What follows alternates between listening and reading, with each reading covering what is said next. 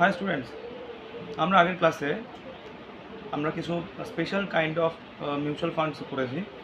এবার আজকের ক্লাসে আমরা কিছু স্পেশাল টাইপের হচ্ছে ক্যাপিটাল মার্কেট ইনস্ট্রুমেন্ট সম্বন্ধে পড়াশোনা করব। আমরা বেশ কিছু ক্লাস আগে বলেছিলাম যে ক্যাপিটাল মার্কেটের যে ইনস্ট্রুমেন্টগুলো হয় সেটা প্রধানত 5 রকমের হয়: শেয়ার, ডিবেঞ্চার, বন্ড, ডেরিভেটিভ আর হচ্ছে কি যে মিউচুয়াল ফান্ড। তো এরকম 5 রকম ছাড়াও কিছু স্পেশাল টাইপের আমরা খুব বেশি মানে খুব বেশি ইম্পর্টেন্ট না, তবে মানে চাকরি পারপাসে ইম্পর্টেন্ট ঠিকই, কিন্তু ওই প্রধানত যে 5 প্রকার আছে তার মধ্যে নয়, এটা আলাদা কিছু স্পেশাল, মানে আমরা ক্যাপিটাল মার্কেট সম্বন্ধে করছি। তো এরকম স্পেশাল ক্যাপিটাল মার্কেট এর মধ্যে আমরা দুটো পড়ব। একটা হচ্ছে SWF আর একটা হচ্ছে ESG ফান্ড। কি বললাম? একটা হচ্ছে সোভারিন ওয়েলথ ফান্ড বা SW ফান্ড, আর একটা হচ্ছে ESG ফান্ড। ঠিক আছে? আচ্ছা, প্রথমে আসা যাক সোভারিন ওয়েলথ ফান্ড। আচ্ছা, এটা কি যে ধরো কোনো একটা দেশ এক্সপোর্ট করছে, ইম্পোর্ট করছে, তো যদি এক্সপোর্টের পরিমাণ যদি ইম্পোর্টের তুলনায় থেকে বেশি হয় তখন আমরা সেটাকে সারপ্লাস বলি।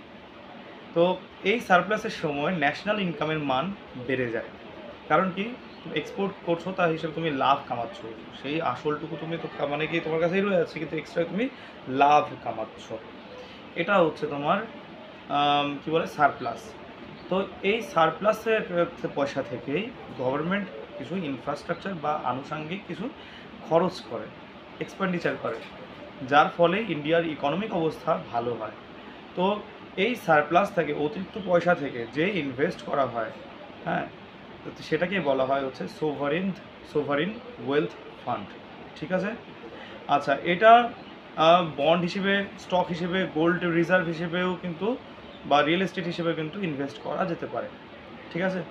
আচ্ছা, এছাড়া আর কি, এটা একটা লং টার্ম ইনভেস্টমেন্ট প্ল্যান, মানে ইনভেস্ট করে থাকে গভর্নমেন্ট, বা হ্যাঁ গভর্নমেন্টই ধরে নাও আর কি।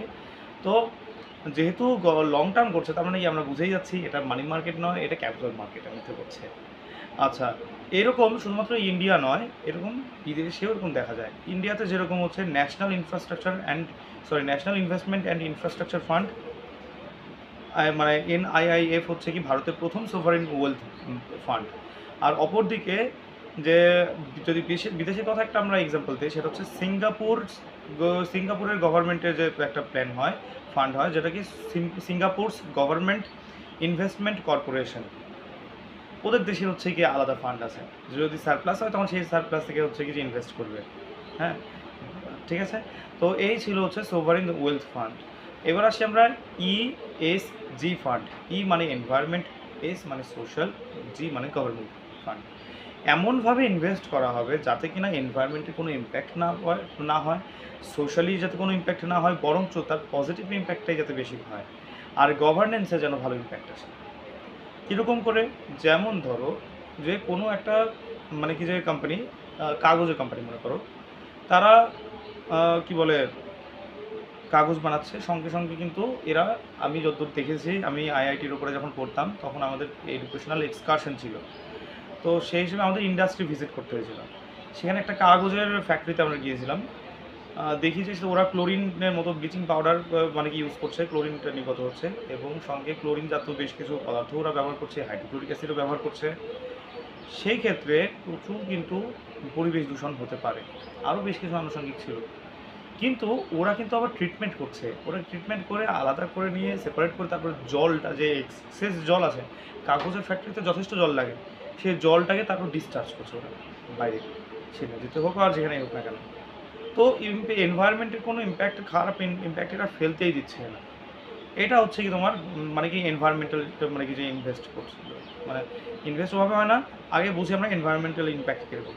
এবার যেসব কোম্পানি করছে তাহলে তো ওরা তো অন্যান্য মানে কি যারা করছে না তাদের খরচা কম হবে কোম্পানিতে, আর যারা এই সব এনভায়রনমেন্টের দিকটা খেয়াল রাখছে তারা নিশ্চয়ই তাদের নিশ্চয়ই খরচা বেশি যাবে, তাহলে তো মানে কি সেখানে প্রফিট বেশি আসবে না, আর প্রফিট না আসলে তো সবাই মানে কি যে শেয়ার মার্কেটের বাজার, মিউচুয়াল ফান্ড হিসেবে সেখানে ইনভেস্টই করবে না পাবলিক।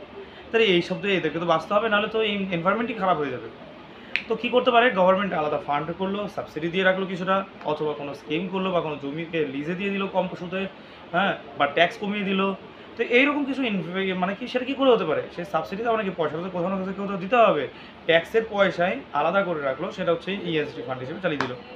অথবা কোনো যে এইরকম এনভায়রনমেন্টের যাতে ক্ষতি না হয় সেরকম মোটিভেশন দেওয়ার জন্য এনজিও করতে পারে, এইরকম একটা ফান্ড বানিয়ে রাখতে পারে। সোশ্যাল ফান্ড কীরকম হয়, সোশ্যাল কেসটা কি, সোশ্যাল হচ্ছে কি ইকুয়ালিটির উপর, মানে তোমার হচ্ছে কি যে রিলিজিয়াস ইকুয়ালিটি হোক বা কমিউনিটি ইকুয়ালিটি হোক বা হচ্ছে গিয়ে জেন্ডার ইকুয়ালিটি হোক না কেন, যাই হোক না কেন এইসব বা বাচ্চাদের হোক না কেন, মায়ের হোক বা বাচ্চার হোক বা হচ্ছে বয়স্ক মানুষের জন্য স্কিম করা হোক না কেন। তো এরকম শুধু স্কিমই নয়, সেখানে এমনভাবে ইনভেস্ট করলো যাতে এদের হচ্ছে কি যে আর এদের মানে কি উপকার হয়।